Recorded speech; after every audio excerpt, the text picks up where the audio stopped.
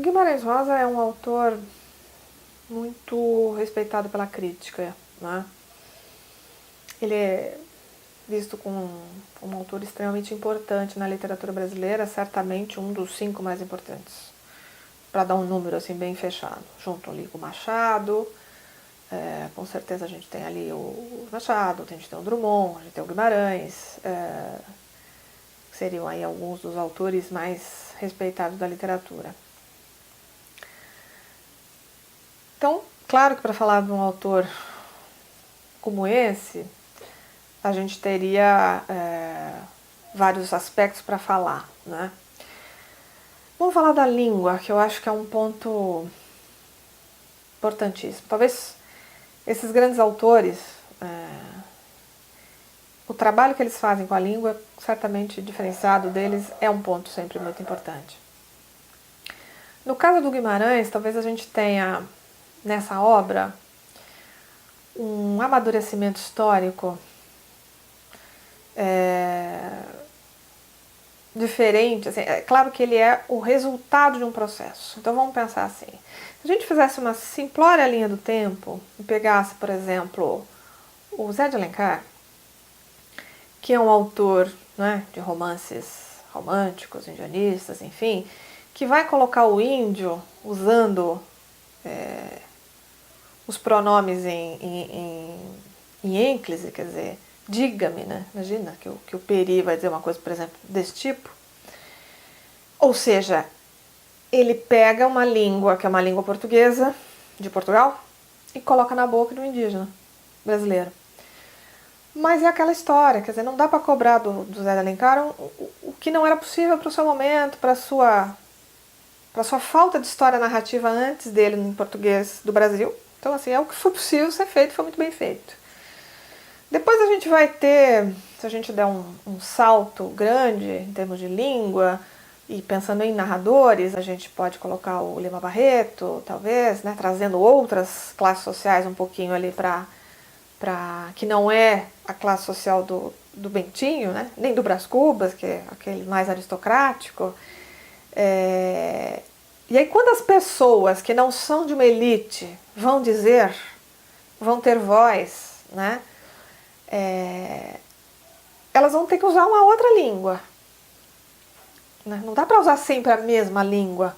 Isso não é verossímil, né? Não dá verossimilhança para a história. Não parece uma coisa minimamente coerente com a situação da personagem. Quando a gente chega no Fabiano, do Graciliano, né? do Vidas Secas, ele já é uma personagem que também fala ali algumas frases. O Guimarães fala muito da dificuldade do Fabiano em expressar verbalmente, se expressar em termos de linguagem simbólica, né? Então, quando ele é lá interpelado pelo soldado amarelo, ele faz uma frase em que ele tenta usar umas conjunções que ele meio que deve ter ouvido do seu Tomás da Bolandeira, mas ele nem sabe muito bem o que aquilo quer dizer, então ele faz uma oração que não faz muito sentido, né? Mas já é uma tentativa também de trazer para uma personagem uma língua brasileira, que é uma língua plural. Quer dizer, a gente vive num país absolutamente miscigenado, cheio de processos de imigrantes, então a gente tem um português muito rico nesse sentido, o português brasileiro, né? E acho que além disso tem um ponto importante, assim, que o português brasileiro, ele vai ser um português, se a gente pensar historicamente, bastante oral, de uma tradição oral, na medida em que a gente tem um desenvolvimento da escrita nas pessoas muito tardio, ou seja, como processo histórico. Talvez a gente nem possa dizer que a sociedade brasileira seja uma sociedade de letramento escrito consolidado, porque acho que não é ainda. E também reconhecendo assim que a língua, em todas as suas formas, ela é muito rica, ela é muito bonita, ela é assim, ela acha formas de expressão muito apropriadas para as pessoas, para os seus contextos.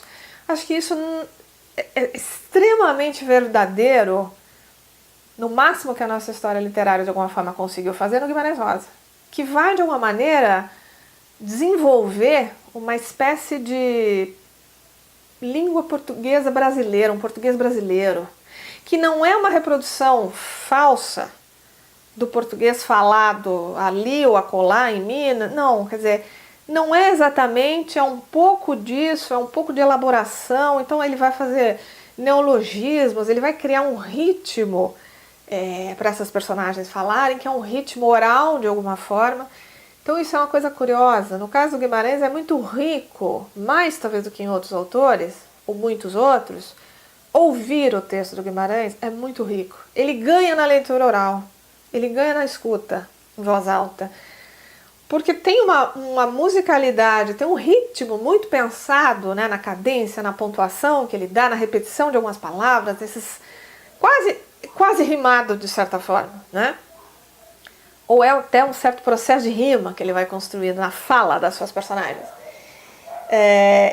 E isso vai criando meio que uma língua brasileira, de alguma forma. Uma língua, claro que é uma língua de ficção, quer dizer, dentro de personagens, dentro de um certo universo, mas o fato é, as pessoas de diferentes camadas sociais, de fato, adquirem voz. Porque o que a gente vai dizer? Bom, eu posso falar da pobreza, eu posso falar das diferenças sociais, mas assim, quando eu falo sobre isso na minha língua e na minha maneira de falar, eu ainda, de alguma maneira, não estou dando voz para isso. Quando a minha personagem fala de uma forma que representa um pouco a própria cultura dessa personagem, aí de alguma maneira ela está tendo uma voz. Então, se essa voz não chega na língua, não chega na linguagem verbal, essa voz de alguma forma não existe ainda. E no Guimarães Rosa, essa voz, ela vai ser a grande predominância. Então, as personagens dele são muito o quê? São jagunços, são pessoas simples. Ali assim, a gente tem muitas personagens perdidas, né? Assim, perdidas em lugares recônditos do interior, né?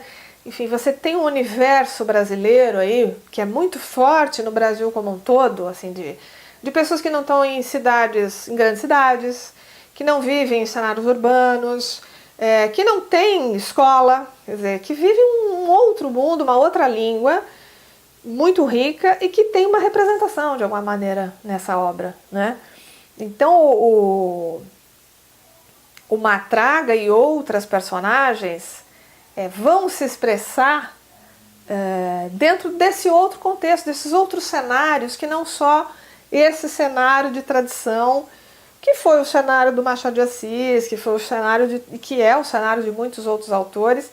Claro que isso não significa que essa língua portuguesa formal, que está na gramática normativa padrão, ela não tem espaço e ela não tenha que ter representação, é claro que ela tem, mas querendo dizer assim, não dá para querer impor às personagens que vão falar de um mundo brasileiro tão vasto e tão complexo com a mesma língua.